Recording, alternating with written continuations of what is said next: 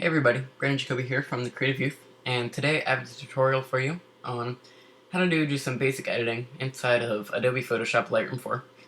And this will be useful for all of you that took those photos that they looked good when you were at the location and then you got home, imported them, and they turned out not the way you would like them to. So, as you can see in the example shot, it basically just looks like a quick snapshot, and I could have taken this with my phone if I wanted to. Now I did take this with my DSLR. I was using a Canon Rebel at the time. And as you can see, the photo looks just kind of boring and doesn't look all too great.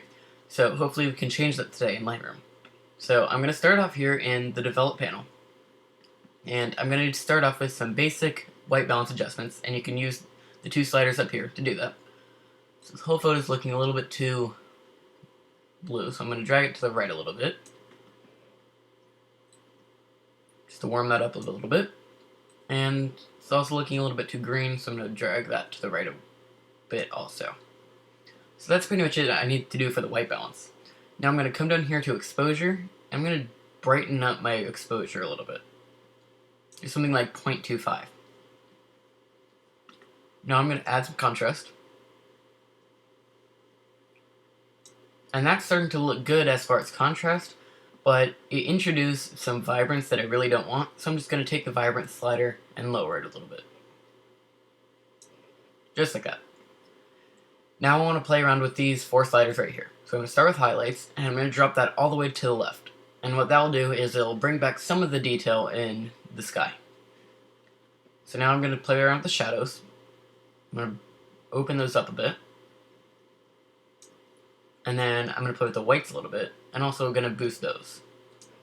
And after doing that, it's making me realize that the exposure is a little bit too high, so I'm going to drop that back down a little bit.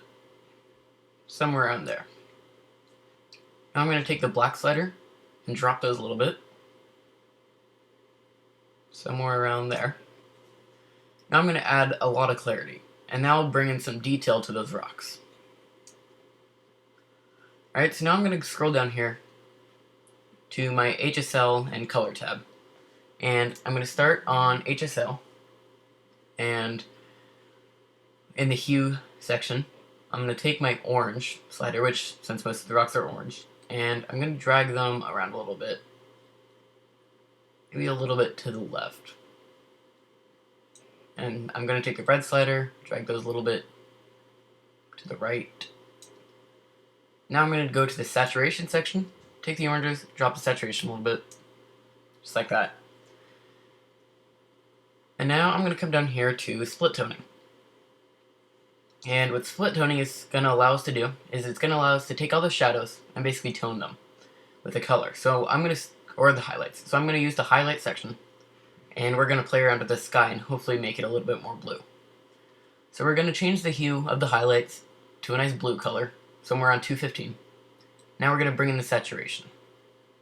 Once we have a little bit of saturation, we can see that it's a little bit too cyan. So I'm going to play around with it, play around with saturation a little more. Something like that.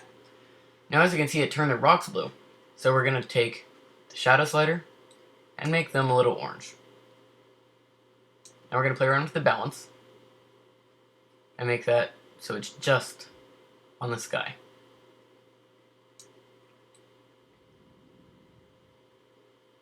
Just like that.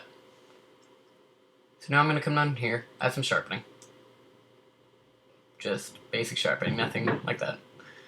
Now I'm going to come back up, and I'm going to grab my graduated filter. And what this is going to allow us to do, it's basically going to fade in some effects. So I'm going to start at the top, hold my shift key so it's straight down, and just drag down.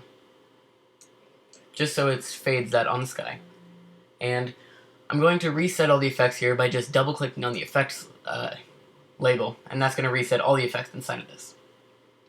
Now I'm going to lower the exposure for this area, and maybe the white balance too. I'm just going to play around with these sliders until it starts looking the way I'd like it to. I'm going to come up here, I'm going to move this one section of the graduated filter, move that up a little bit, and that's looking pretty good. So now I'm going to hit done, and then I'm realizing the rocks are looking a little bit too blue, so I'm going to change my overall white balance a little bit. Just like that. Now I'm going to take the graduated filter again, click it again, and add another one on the bottom. And I'm going to do this to darken up these rocks in the tree over here. So I'm going to double click on that effect label again to reset all the effects, and I'm going to lower the exposure. Somewhere around there. I'm going to hit done, and as you can see, it's starting to look pretty good.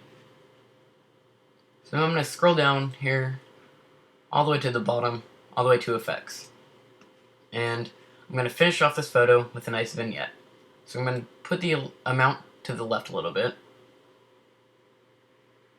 And then I'll play around with the midpoint, move that in a little bit, roundness, feather it a little bit more.